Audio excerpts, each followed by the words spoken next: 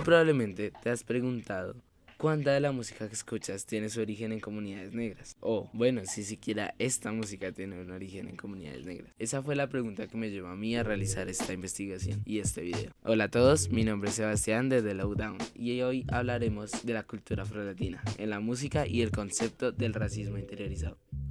Para entender la música como concepto tenemos que ir mucho más atrás de las tendencias y de los ritmos pegajosos, puesto que cada uno de estos géneros tiene su origen en la llamada diáspora africana, un concepto que presentó el historiador George Shepperson, que en palabras simples se refiere a la dispersión de personas esclavizadas de África en las conquistas de América y Asia del siglo XV, lo que todos conocemos y hemos visto en representaciones a lo largo de la historia, la representación de su dolor, de sus costumbres y la opresión de lo que sentían. Desde los cantos yorubas hasta el reggaetón, la champeta o la salsa hay una conexión directa e intrínseca, aunque para muchos no lo parezca, pues así como el son negro o la samba nacieron de la representación de las formas de vida de esclavos en Colombia o en Brasil, estos géneros demuestran la marginación y la cultura de la Latinoamérica negra. Latinoamérica que, como sabemos, muchas veces es olvidada y marginada por su origen. Como lo decía el historiador Stuart Hall, la cultura no es solo lo que consumimos, sino cómo se representa y quién tiene el poder de definir esas representaciones. Pero, ¿esto qué significa? Esto es lo que explicaremos a continuación. El inicio de la historia afro se remonta a los tiempos de la colonización,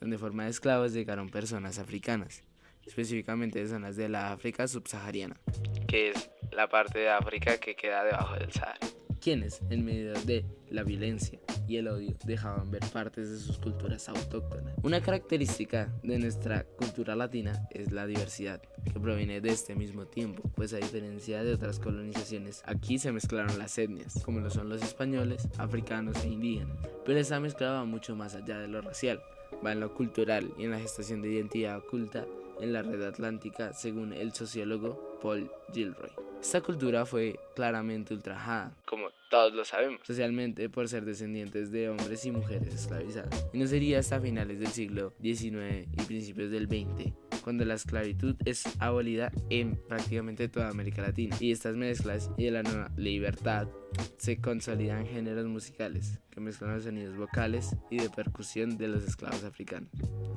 con instrumentos europeos e indígenas. Y se preguntarán, ¿qué géneros nacieron de esta mezcla? Realmente algo muy antiguo o muy autóctono, ¿no? Pues se equivocan, ya que de aquí nace la cumbia.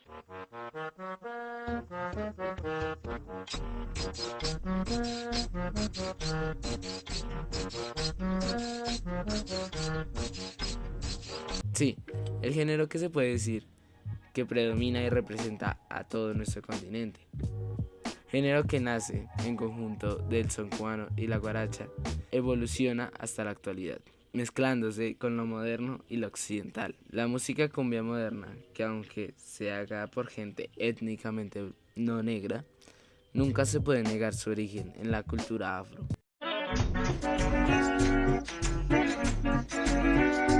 Desde aquí se prevé un fenómeno que también describe este pensador, Nicholas Guillen, quien legitima lo negro como estética y cultura, más allá de lo racial. Eventualmente estos sonidos del Caribe llegarían a encontrarse en Nueva York, donde se mezclarían y definirían su cultura, juntándose a su vez con géneros estadounidenses, como lo es el jazz, de donde agarraría más elementos. Pues recordemos que a principios de los 60 y los años 70 se generaron movilizaciones caribeñas hacia el este estadounidense, en búsqueda de mejores oportunidades y de adaptarse a un estilo de vida estadounidense. Es en esta mezcla de sonidos donde se gesta la salsa, un sonido afro en esencia, descendiente de las mismas circunstancias mencionadas antes, y además influenciada por el jazz, un sonido proveniente de la cultura africana norteamericana. Normalmente este género se representa por artistas de tez blanca, de lo cual yo no estoy de acuerdo, pues no se puede negar la importancia del sabor afro en este, pues artistas como Johnny Pacheco, Celia Cruz o Ismael Rivera también serían grandes representantes líricos, con letras y sonidos trascendentes como el de artistas blancos, quienes también se podría decir incluyen en este colectivo, ya que aquí se genera un fenómeno extraño, pues en Latinoamérica, cuando se habla de descendencia afro, se incluye un gran colectivo de gente, cuyas características físicas no lo parezcan, pero pues recordemos que Latinoamérica, al ser una sociedad mucho menos fragmentada racialmente, podemos incluir pertenecientes a este contexto social a otros artistas, pues son de estos artistas y de estos sonidos que salen muchos temazos que se siguen bailando y gozando en la actualidad. Ligia Elena, la cándida niña de la sociedad.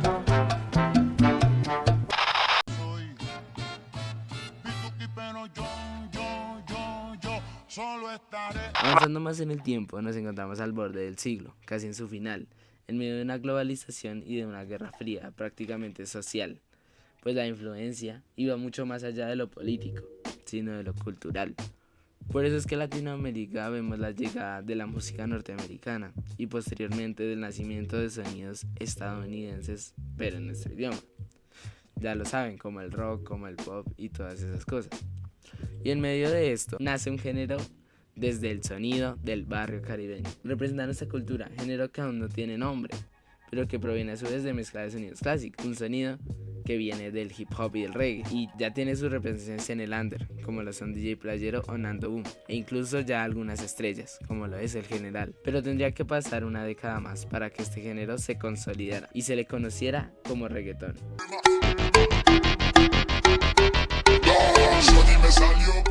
Pues sus primeras figuras eran personas afro, y su sonido también proviene de comunidades negras. Pero mucho más allá, este género, múltiples veces criticado por su simplicidad lírica, entre sus letras deja ver cultura y el estilo de vida en estas comunidades, por medio de artistas como Tego, Gente de Zona o Ivy Queen, quienes son representaciones afro, nuestra forma de pensar y una cultura muy autóctona, abriéndose un espacio entre todos estos sonidos extranjeros que buscaban colonizarnos mentalmente.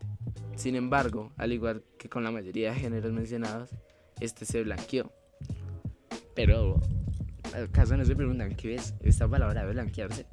Este concepto fue popularizado por Peter Wade, un historiador de la cultura latina. Se refiere al proceso biológico y cultural de buscar verse y aparentar ser visto de etnia blanca. Pero aquí solo nos sirve la parte cultural, refiriéndose en ese contexto a la extracción de sonidos y representantes negros para poner quienes lucen o quienes suenan más como blanco. Pero, ¿cuál es la diferencia entre blanqueamiento y representación cultural? Bajo mi punto de vista, es la diferencia entre quien pertenece, quien conoce la cultura, quien la vivió o quien la representa, y quien simplemente agarra los elementos populares y lucra de estos, sin importar su origen. Por eso la música afro encontró su espacio, por músicos como Chuck It Down, Herencia Timbiquí o Robert Nino, que a pesar de tener sus éxitos a nivel internacional, su objetivo principal es apelar y representar a sus culturas. Por esta misma línea, la influencia de la cultura proviene de África, es indiscutible. Si la discriminación del blanco al negro es triste, del blanco al indio es triste, es más triste del negro al negro y del indio al indio y existe también. Hay algo que tenemos que descubrir. ¿Quiénes somos? ¿Por qué existen las razas? Si eso se desconoce, ¿con qué derecho se arrogan unos aquello de decir soy superior? ¿Por qué este se arroga el derecho de decir no y por qué el otro lo acepta? Hoy sé que tenemos un compromiso. El compromiso empieza con uno. El que no es leal consigo mismo no puede ser leal con nadie. Muchas gracias a quienes vieron este video completo. Este es mi primer video y espero mejorar mucho mi calidad. Espero que apoyen este video interactuando y suscribiéndose, pues se aproximan muchos más videos de música y cultura. Mi nombre es Sebastián García y este es el canal Lowdown Radio.